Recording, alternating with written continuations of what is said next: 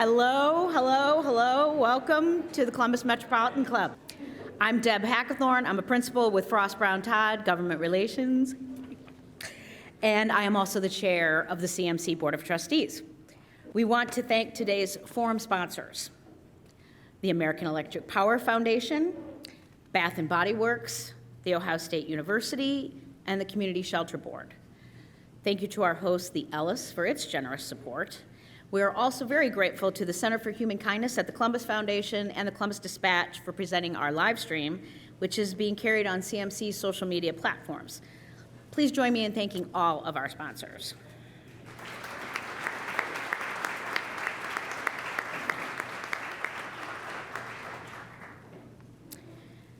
Today, we're going to ask a simple question with a complex answer.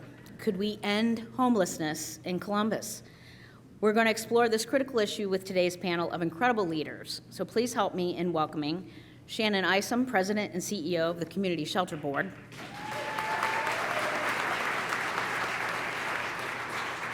Shelley Mathias, Director of the Open Shelter.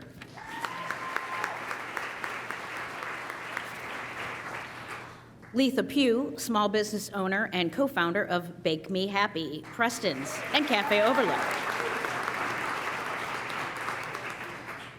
Of course, the very special Columbus supporter, Bob Weiler, chairman of the board of the Robert Weiler Company.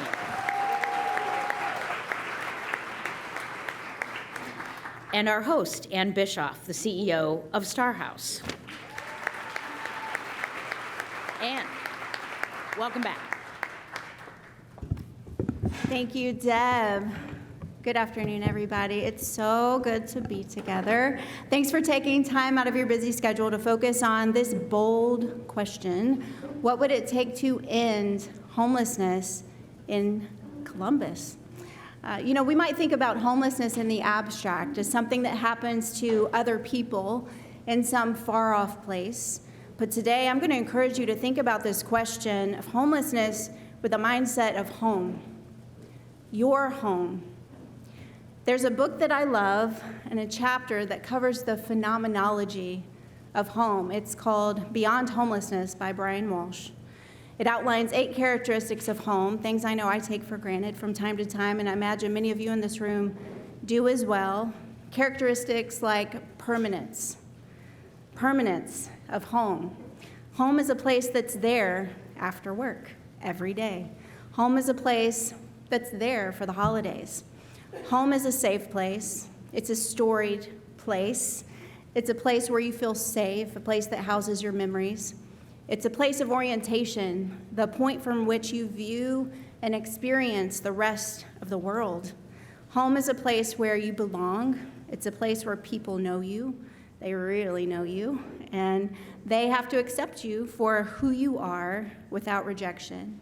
It's a place where you can just be. But unfortunately, here in Columbus, there's a circumstance of homelessness that is on the rise. For example, at Star House, in 2023, we served 1,455 individual teens, young adults, and their small children out of our drop-in center. That's up from 819 just 2 years ago. What's more, there are 3 people waiting for every 1 low-income unit that's available in our community. And these are people who call Columbus home. These are people, in fact, whose families oftentimes have called Columbus home for generations. And people who call Columbus home should be able to afford to live here. They should be able to afford to live here with permanence, not in a precarious way. Some of you are familiar with the Columbus housing strategy. It emphasizes the urgency of creating more affordable housing options now to prevent the humanitarian crisis of homelessness that we're seeing in other fast-growing communities around our country. We can do this, but it will take every sector of every corner of every community throughout Central Ohio. We have the opportunity in Columbus to create options to avoid chronic homelessness, and we can do this. Some of you may have seen the New York Times article on the front page this morning. Thank you, Mark Reel, for sharing that with me. I was already planning to quote the founder of Community First, which was highlighted in this article. But their founder, Alan Graham, has a quote. It's housing alone doesn't solve homelessness. Relationships do. If it was housing, we would have figured this out by now.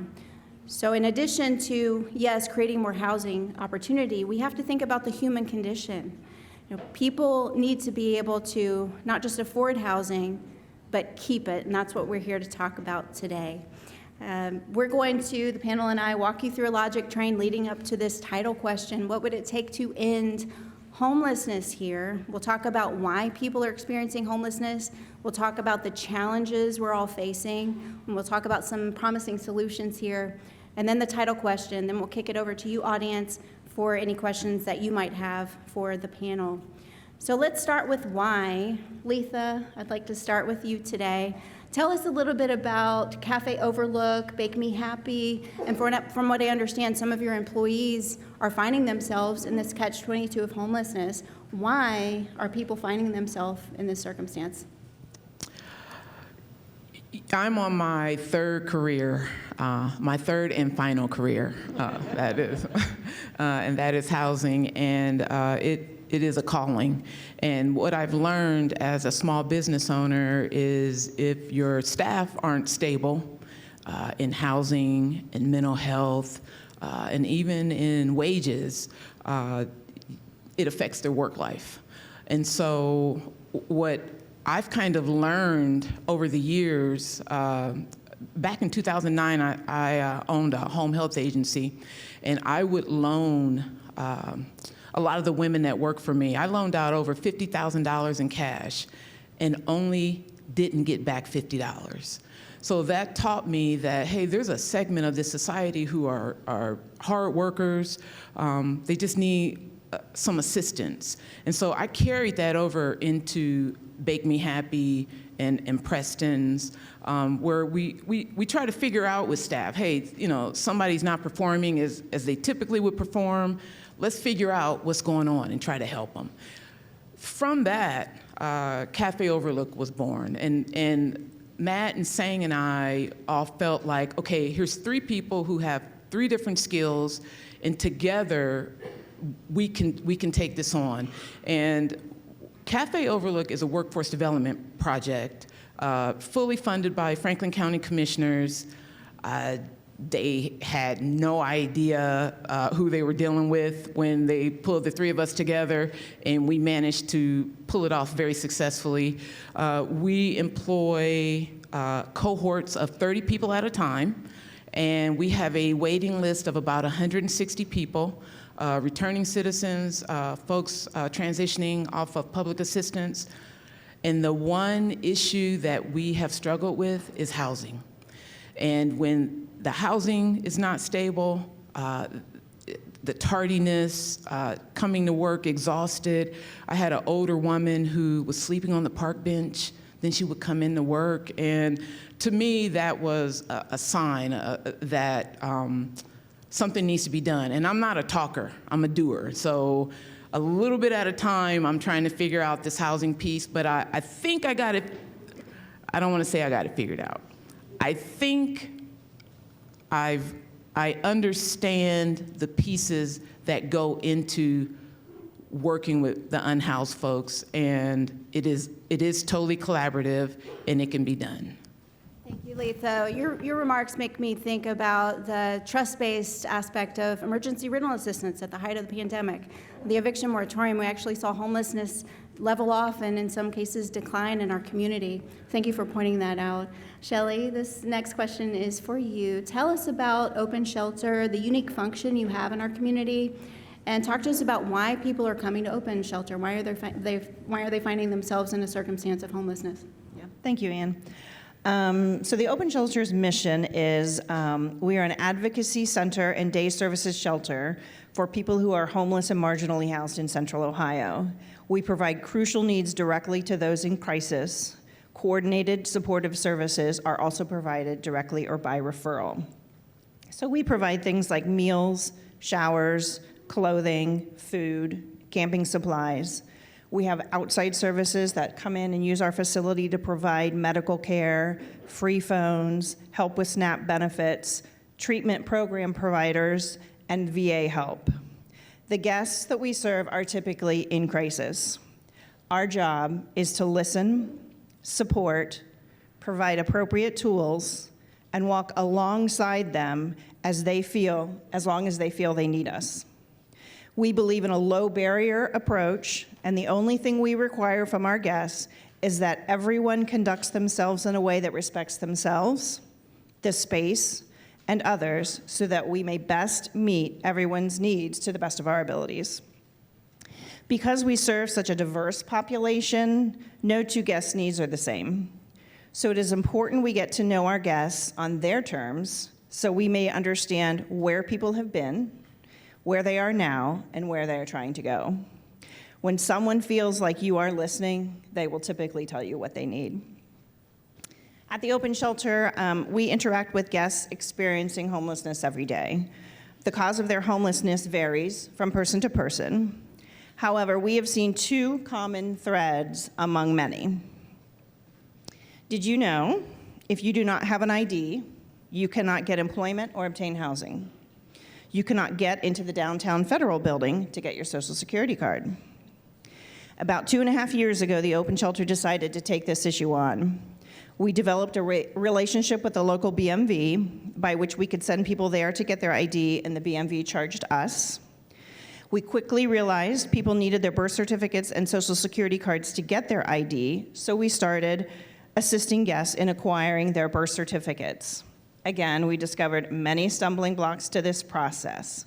States such as Indiana require anyone requesting their birth record to submit their ID with their application. If you do not have the ID, they require both a notarized letter verifying identification as well as a proof of the ID number. Other states like South Carolina require the submission of an unexpired ID. If you do not have it, they expect you to get a lawyer or a power of attorney to proceed. The system in North Carolina is so backed up that anyone born prior to 1971 can expect their birth record to take a minimum of 6 months to receive. Each instance of acquiring a birth certificate presents its own challenges. It takes tenacity, perseverance, and a willingness to truly be helpful to help an individual obtain their birth record. As you can imagine, this program has blown up. We've gotten over 300 birth certificates to date for our guests. Then there are the issues with getting your Social Security card. The downtown Federal Building requires ID to enter. Because many of our guests require their Social Security card in order to obtain the ID, my colleague did some research and discovered the Social Security office can take a medical record containing the person's full name and full Social Security number as long as it includes a wet stamp and a signature.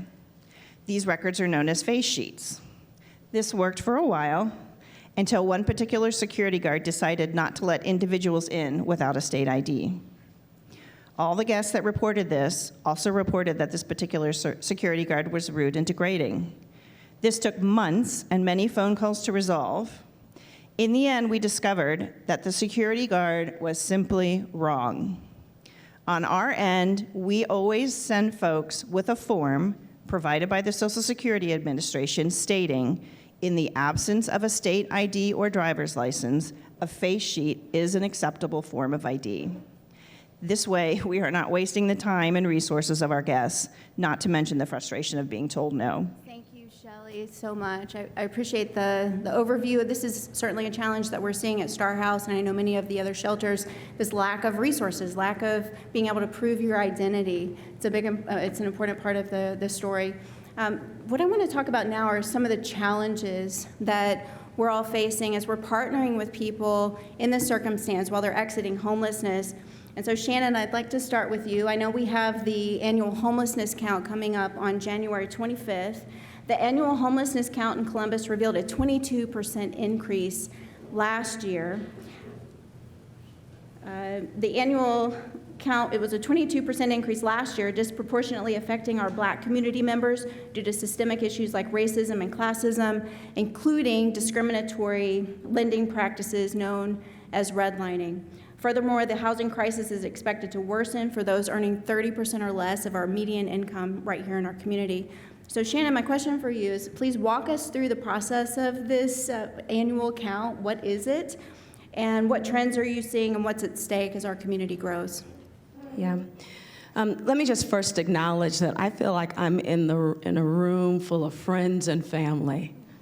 I celebrated my first year anniversary yesterday.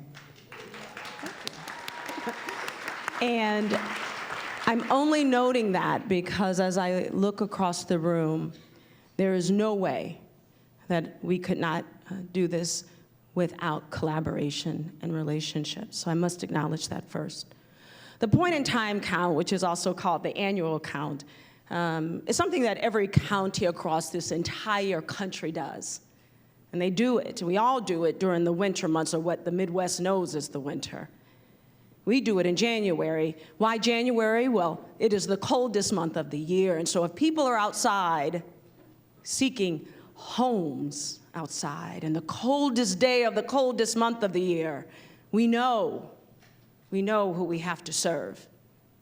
And so we will take a day like we do every year, the end of January, and we are going to move across with not only our contracted partners, but our friendly partners, and over 130 volunteers, and score across this entire county to count where people are living that is not set up for habitation. That is not set up for habitation.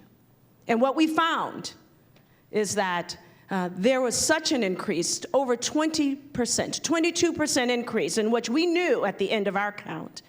And it was confirmed in December with HUD, that we have a problem here. So we're setting up for it again.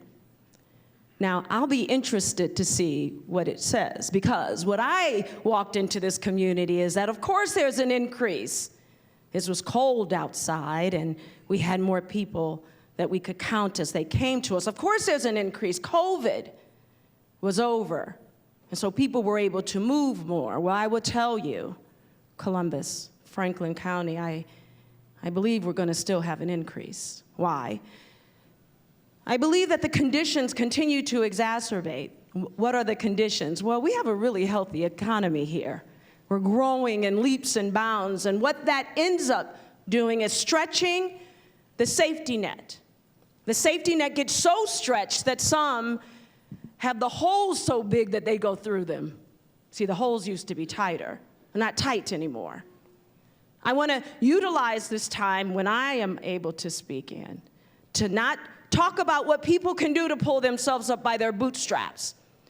Not what programs can do more to make sure that people have to show up in 10, 15 places to ensure that somehow they get the dignity of housing. I'm going to talk about what we need to do.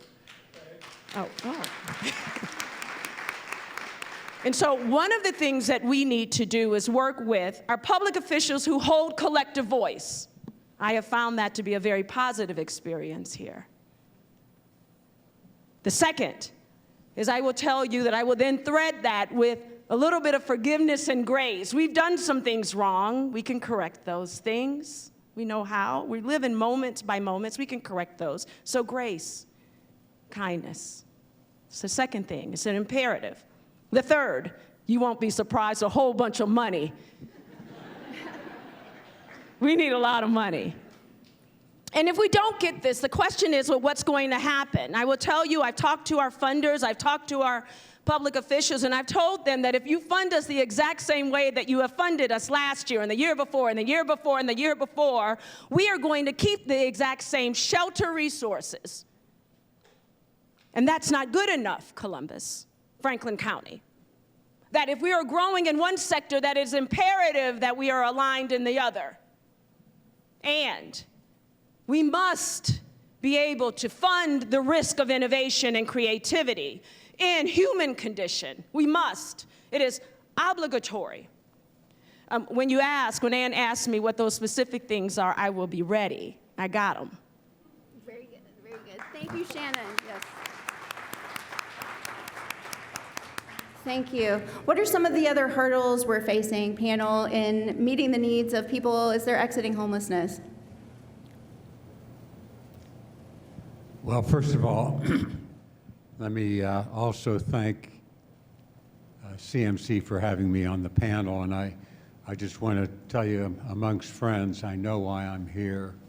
CMC believes in diversity, you see, and we're looking for an old, entitled, rich, Jewish man, and so that's why I'm here.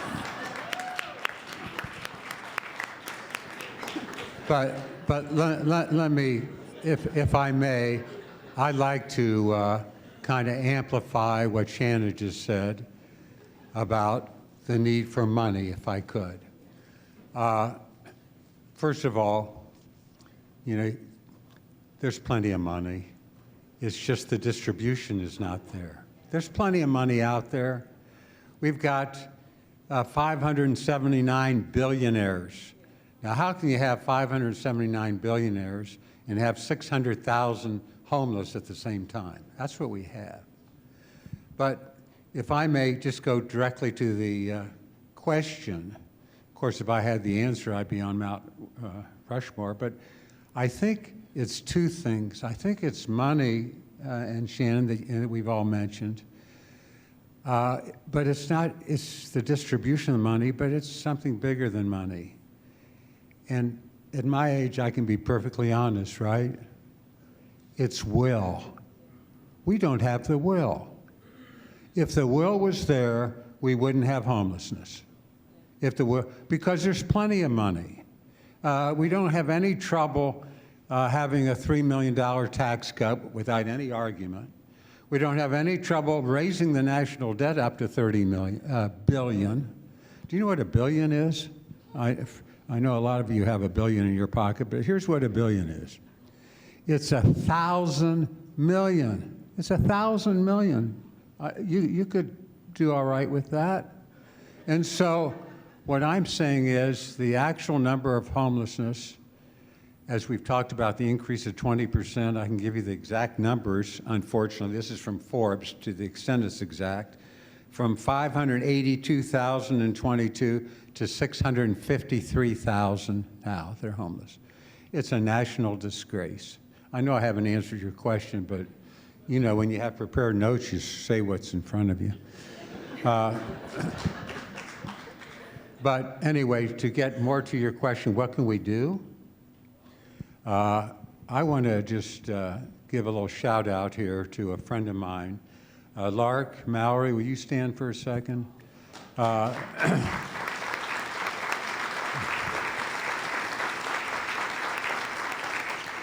And the lady next to me knows what the EDAT program is about. It's the Affordable Housing Trust has started the Emerging Developers Affordability Program, and it's for those who've been crowded out of financing.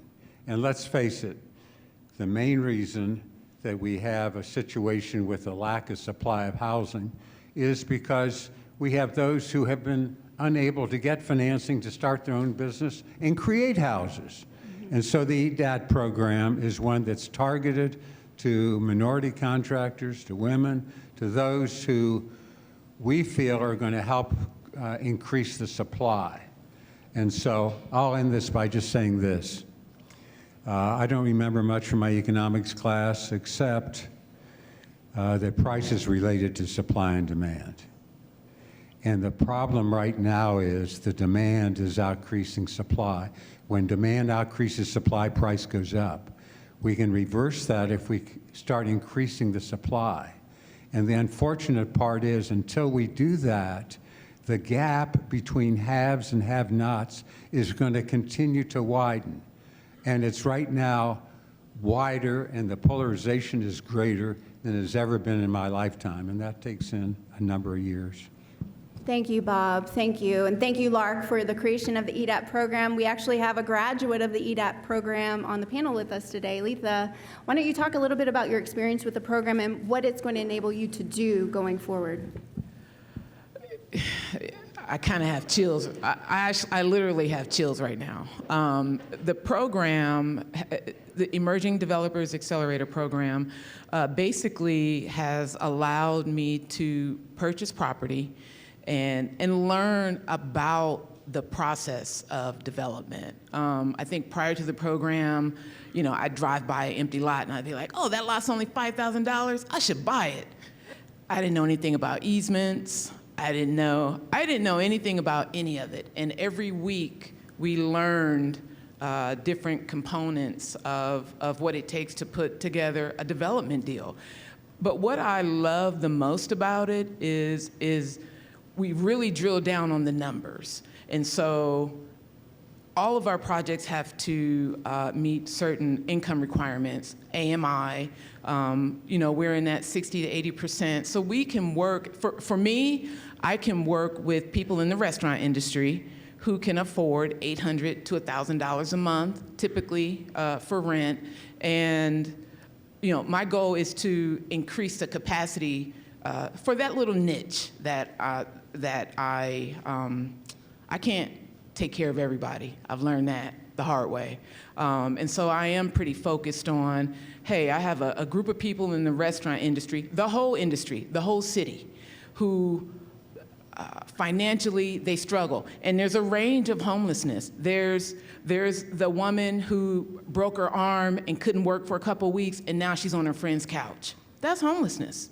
To, what I see at Bake Me Happy, day in, day out, the folks struggling with homelessness, there's a range, and if we can figure out how to help folks, and I think the one thing that Cafe Overlook has allowed us to do is, one, it's not just the housing, it's so many pieces. It's the mental health, it's some of it is addiction, some of it is just lack of knowledge. And once we were able to pull all those pieces together, we are literally seeing people thrive. And so then you add the housing piece into it, like, hey, I know someone from EDAP who has some apartments that are $850, $900, call this person, and that's what we do. Also, we work with each other. And so it is growing into this, it is a force. And I've told Lark before, it is probably one of the best things that I've ever done in my life, honestly. And I've done a lot of things. Can I speak to the work with Lark? I mean, not only with Lark, but also with the way that Letha shows up, too. This Emerging Developing Program is not just a program. From what my experience is, it calls in people who care very deeply about community and then start looking at community for solutions. There's no way we're going to get out of this housing crisis without community feeling very strongly empowered to correct their community. There's something about the emerging program that allows those people then to go back into community and then to see not only what they have experienced as live, but then have all the tools to access resources. That's important. How are we going to get out of this?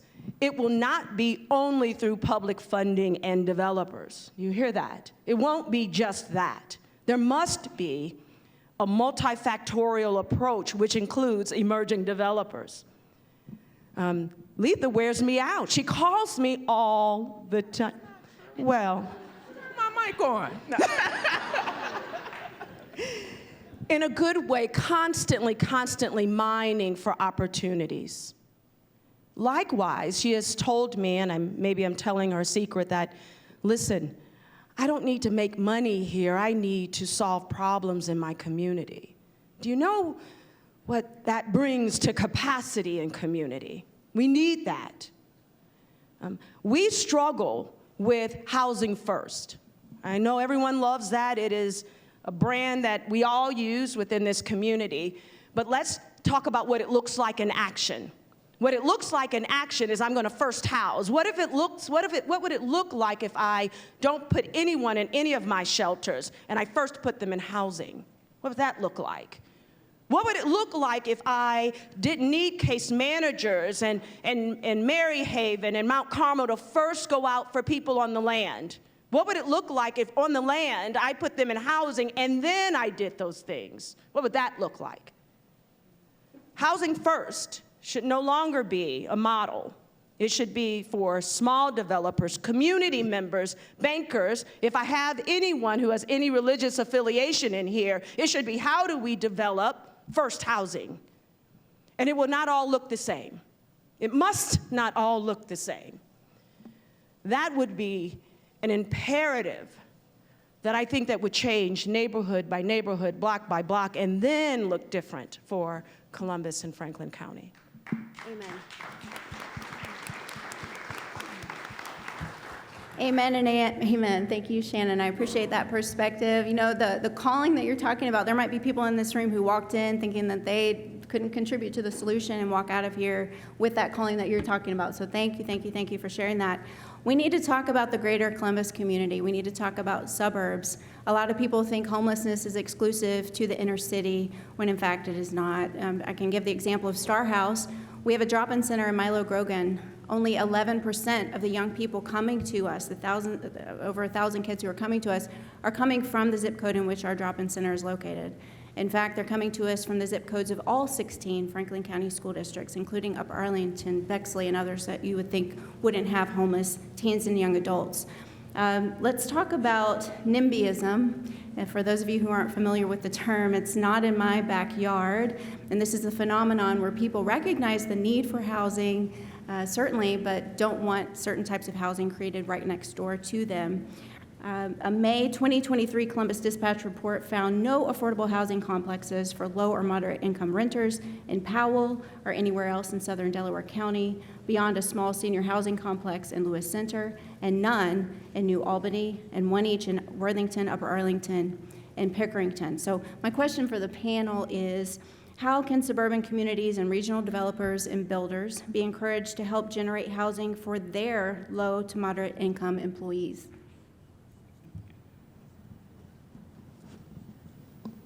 So I can share, the open shelter is located on the south side of Columbus on Parsons. We're new to the neighborhood. We've been there 2 years. And we quickly found other service providers working along that corridor as well. And we had a Southside resident create what we're calling a stakeholders meeting, and we meet monthly. Leith is involved in that as well.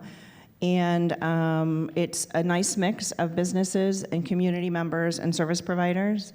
And we're talking about, as a community together, everybody deserves to feel safe on the south side. Whether you're sleeping in a doorway or in a house you've owned for 40 years, or if you're a new south side resident. And out of those stakeholder meetings, 4 service providers, the Open Shelter, Community Development for All People, Stowe Mission, and the Reeb Center, have started meeting monthly. And one of the things we talk about is how can we be good community members and serve our guests with dignity and respect. Of course, we've had lots of conversations, or I've had lots of conversations with neighbors who are frustrated about people sleeping around the property, garbage around the property. And so we have those conversations, and they've been effective, they've been respectful. And I think that people on the south side are starting to appreciate that if they had a place to go, they would go. They don't want to sleep in the doorway of the open shelter. And so they're starting to learn and understand that we are a community. Whether you're sleeping on the sidewalk or you're in your warm bed, we are all a community, and we all have a responsibility to each other to be responsible. Thank you, Shelley. I appreciate that. We certainly are, community focused here in our responses, so I appreciate that perspective. We do have time for just one more question, so we'll now move to questions from, after I ask one more question after this, we'll move to questions from our live stream and in-person audiences in just a few minutes. If you have a question, please make your way over to the microphone now. You can see over here, Doug is waving his hand. If you're watching online, please type your questions into chat. Before we take audience questions, I have one more question for the panel, and it is the title question: what would it take to end homelessness in Columbus? Bob mentioned before the quantity of billionaires we have in our country. So I want you to imagine for a moment if Oprah, Mackenzie Scott, Warren Buffett, Taylor Swift now, and others, Beyonce, join forces, pledging to give their billions away to end homelessness in Columbus through trust-based philanthropy. I wanted to put that in there. How much would it cost? How would you spend the resources? What outcomes would you expect? And how long would it take? Bob, I'd also love to hear about the program that you and John Edgar have developed as well.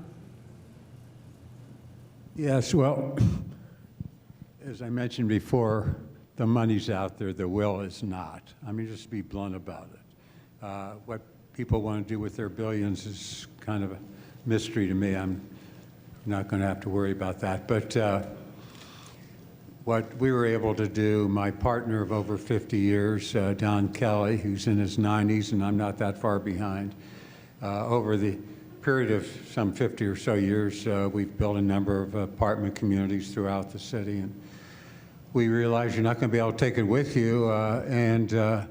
So we have formed, or what was formed as a nonprofit called Columbus Housing Enterprise. And just real briefly, it's being run by Pastor John Edgar, who many of you know has probably done more on the south side for those who are the most vulnerable than anybody. He's our CEO, and Hal Keller, who was with Ohio Capital, raised over $2 billion over his 20 years.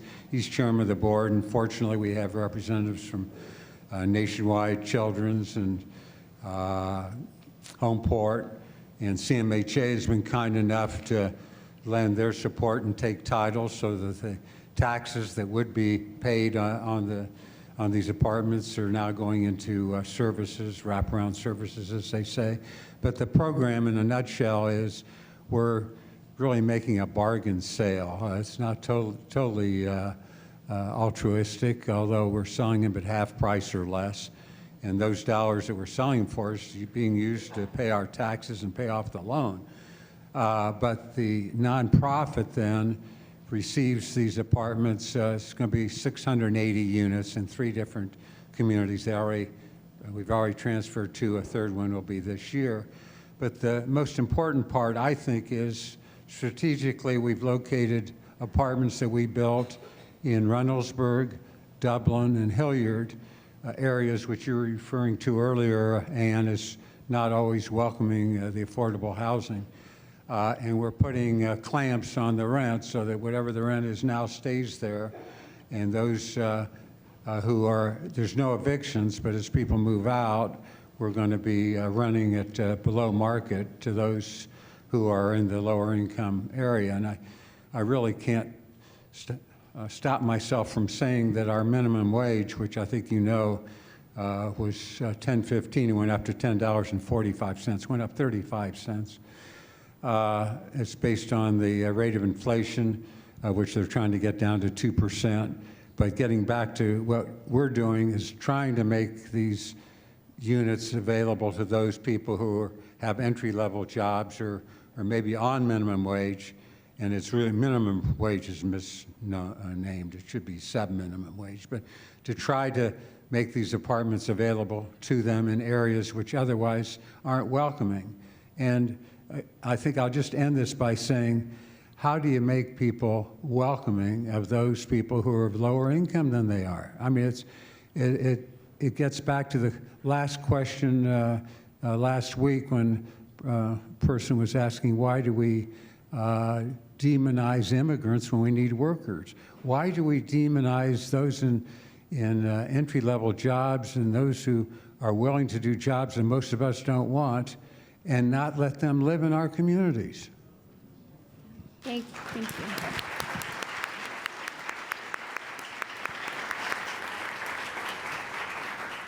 All right, I'm getting the signal from Doug that it's time to invite our guests to ask questions. So thank you all so much. It's CMC's long-standing tradition to take audience questions.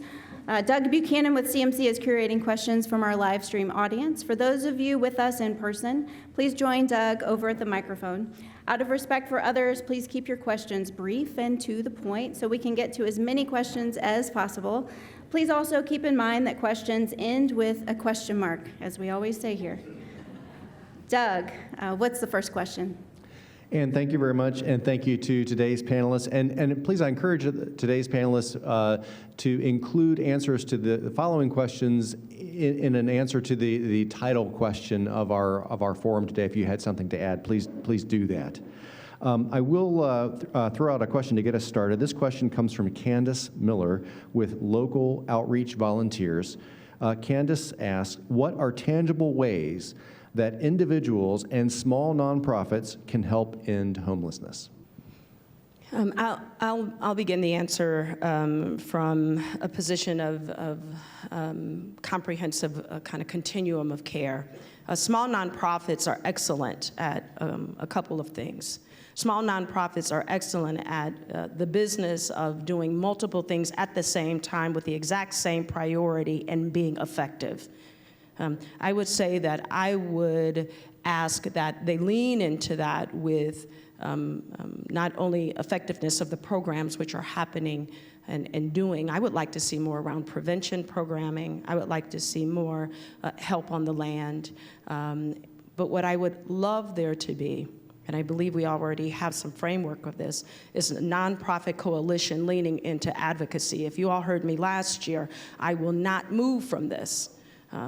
There must be laws, legislation, and reform. There must be. We cannot continue to put all of our energy in program only. We must have spaces carved out for kindness of people. I'll answer really quickly, though, on the money. This is a great question. It's going to take millions, sustained amount of money to get us out of this. And it will still cost less than what we're spending on evictions and on courts and in the education system and the loss of lives and on the land and case management and in health care. And it will cost us millions, but it'll still save us money. One of the greatest and least expensive programs that we have is permanent supportive housing, but the best program is long subsidy, keeping people where they are and giving them a safety net, like a mom, a dad, a grandma, a church, like, you know, those things that we have. Giving them that not only is the least expensive, but has the most excellent, long-sustaining outcomes, and still cheaper than all the other stuff we're spending money on. Okay. Good afternoon. My name is Emmanuel Remy, Columbus City Council.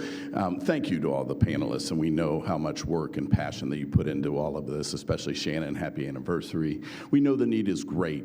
We know that your workers, we've raised the city's employment, 9,500 workers to $20 an hour, but we know we have to get your people up to that living wage, and then the ask is great. I've talked to Liz Brown at the YWCA. We know it's big. I would like to think everybody here lives in the city of Columbus, but I doubt that you do. And there's been many topics that's been brought up today, but the NIMBYism piece is a big one. We're trying to make sure that we are putting building after building with places for people to live with affordability. Our suburban partners need to do the same. This is a regional problem, not a city of Columbus problem. And so I challenge that. The question is, what do all of us leave here today fired up, ready to do, that we can start doing right now? And I'm mentioning, go back to your city councils, go back to your communities and say, you know, we have to do more to contribute to solving this problem, because the city of Columbus cannot do it alone. So I ask, what do we do? What do we walk out of here today fired up, ready to do? I would say, when you leave here today, and if you believe, because I had to get to a place where I believe this, as human beings, some of us need help. We're not all in the same financial boat. We've all dealt with different things in our lives. Where's the emphasis on compassion? And taking that back to, you know, I wanted to answer on the NIMBYism question, because I don't want to believe that everyone who lives in the suburbs wants to be away from the city and the things that are currently considered urban issues. People have to speak up. You have to speak up. You've got to be the voice in the room that takes the chance on saying the thing that might not be popular. Might not be popular with your neighbor, might not be popular with your family, but if you continue to be silent, we will continue to deal with the same issues we're dealing with.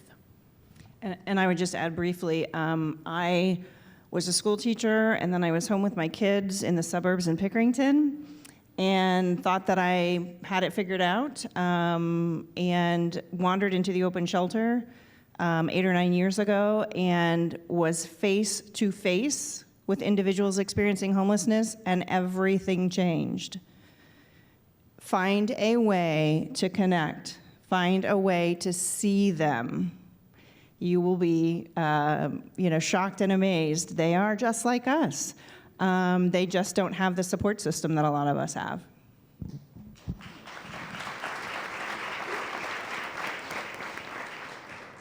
My name is Brian Urbanski with the Aubrey Affordable Housing Foundation. And Bob, if Columbus ever comes up with a Mount Rushmore here in our city, you will be on it for all the work you've done for affordable housing over the years.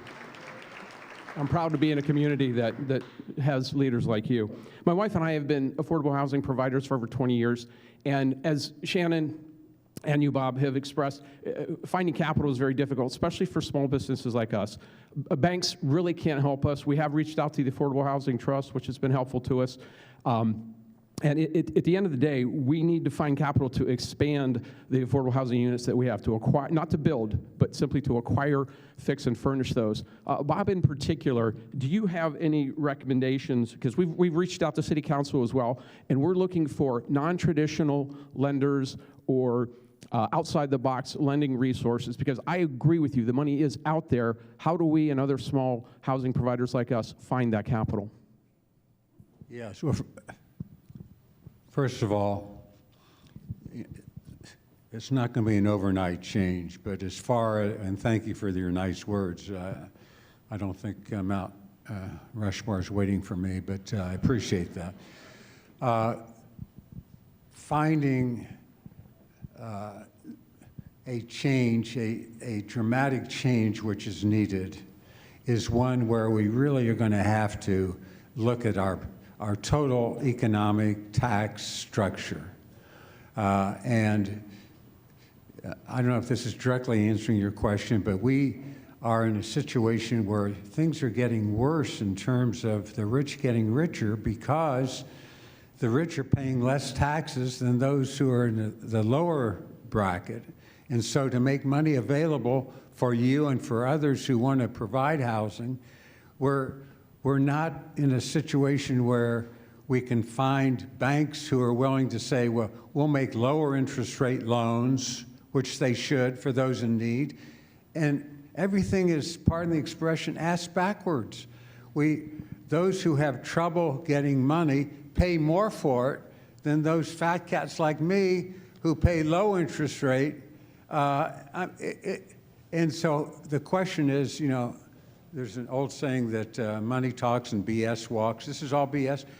How do you get to it? I personally think we need to change the mentality of those who are the decision makers.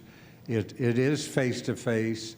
It is through voting. It is through letting those who make the decisions as to what policies are going to be impacted know all these goodies. And if I can just get off on a tangent for 1 second, as a developer, I love all these incentives. And there's so many tax credit. The latest one is mixed use, and there's historical, and there's for cleanup, and for, God, there are just tons of them. There's abatement, although that's not a correct word. There's a freeze on taxes for school abatements. There's opportunity zones. There's interest deductions on your mortgages. There's the biggest of all, which nobody talks about, which is called depreciation. Depreciation is a multi-trillion-dollar welfare for the rich, because, yes, there's physical deterioration, but the properties are actually increasing in value many times. But having said all that, I don't have any problem with any one of those incentives when they are used to provide housing or apartments that is, or any other type use which would not be otherwise built without them. It's when these incentives, and I mentioned this to you too, Emmanuel, for all the good work you're doing on city council. Let me just say, don't give out abatements to us fat cats if it's going to be built without them. Don't do that. On the other hand, give it to those who are going to build and help you with what you need. Give them all the incentives that you can give them. Thank you. We have about 5 minutes left and 2 more questions that we'll try to get to. My name is Rob Leese. I use he, him pronouns, and I've got a question about, you guys have talked about NIMBYism and YIMBYism and whatnot, and right now in Columbus, we're hamstringed from being able to build more housing. One of the components to housing everyone is we need more housing, and it's just not enough of them, or they're not in the right place, et cetera. Right now, we're hamstringed by a 65-plus-year-old law of our zoning codes that were built on systemic racism, and right now we're in the process of updating those to more modern and actually be able to allow us to build without a bunch of things. So why is it important for everybody in this room to be paying attention to those zoning updates that the City of Columbus is doing, and why is it important to engage with your local area commissions on zoning issues here in Columbus? I'm sorry, I'm monopolizing here. Again, we say one thing and mean another. We talk about, hey, we want density, but then once we get the density, we get the zoning, we have those, hey, we don't, yeah, density's great, but the NIMBYism is great somewhere else, right? And so it's not going to do us any good if an entire community, and I don't want to single out any of our suburbs, I can name almost all of them. We can name those who are welcoming, like the Whitehalls, who are open to affordable housing, but most of them are not. But the zoning code doesn't do any good if we still have a situation where you have a referendum if, in fact, you're using the zoning and have higher density. What I'm getting to is I think it takes a change of a mindset. We have to convince people and show them a will that those who are making the laws are not those who are feeling the pain that you're all talking about. There's nobody on minimum wage who's deciding what the tax credits are or what the tax rates are. There's nobody on who can't find $2 to pay for the bus who won't just like that say, let's make it rider free. I have to get that in, I'm sorry. Let's make CODA rider free. It could be done tomorrow. The money's there. It's not, most of this is not money. I'm sorry. Oprah, I don't know what Oprah's doing with her. She only has $2 or $3 billion. Some of these others have 100, 200 billion. I don't know what she's doing with her money, but the will has to be there. And I think the will comes from letting people realize all the joy they're missing in life by not helping others with their money instead of hoarding it.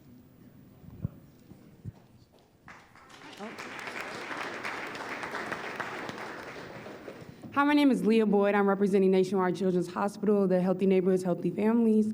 My question is regards to the overall question, how do we end this, is with my team, we work on financial literacy to the Southside and Linden communities. And a lot of times, those who are in low-income housing, as well as those who previously were homeless, now have homes, but are one financial decision away from going back to those homeless opportunities and things like that, decisions. How do we ensure that those who do work with these homeless members, such as Star House, Community Shelter Board, even Open Shelter, how do we ensure that these members are getting in the transition where they can make financially sound decisions when they get into the housing so that they are not back on the streets again? I'm going to answer just from the Community Shelter Board, and then as I sit in leadership. I want to be real clear that many of us are one impact away from being in a bad situation. So I actually want to bifurcate a little bit that low income and low poverty means something. This archetype that poverty then is not connected to structures It's connected to structures of racism, of inequality, of gender, of violence in communities. The concentration of violence in communities, and somehow low income has a lot of things that they got to tick off to do, don't they? They have to get trained. They got to have financial literacy. They have to hurry up and get all the things that they need, and it keeps them busy. Well, I will tell you that for us, I believe that it is imperative that first people get housing and stability and sustained and pervasive so that they can have enough capacity to do the other things that all of us need to do in life. You know, have financial literacy. All of us need that. I don't know, even though it's something that has been connected, that those that lose their home have somehow done something wrong. It's not true. That's a lie. People... I will, though, say, and we're at time, that programs are helpful, but they are helpful in alignment with what people need first, which is housing, and then supports aligning with that to keep people safe, all of us, and secure, all of us, is then the next step. Thank you, Shannon. Well, yes. Yeah. Well, I wish we all had more time together today, but I'm getting the wrap-up signal. So with that, I'll kick it over to Deb for closing remarks. Thank you.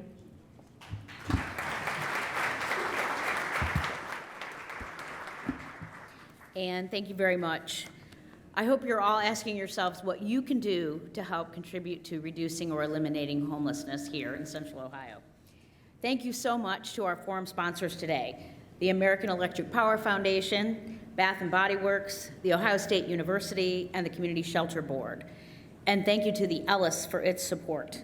We also want to again thank our virtual seat patrons and the Center for Human Kindness at the Columbus Foundation and the Columbus Dispatch for presenting today's live stream. And our very special appreciation to today's panelists, Shannon Isom, Shelley Mathias, Letha Pugh, Bob Weiler, and our host, Ann Bischoff. Thank you.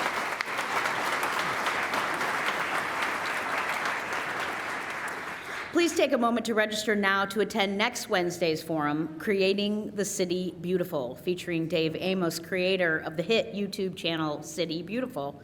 We hope we'll see you there. Thanks again for being here today. We couldn't do it without you. Please have a wonderful week.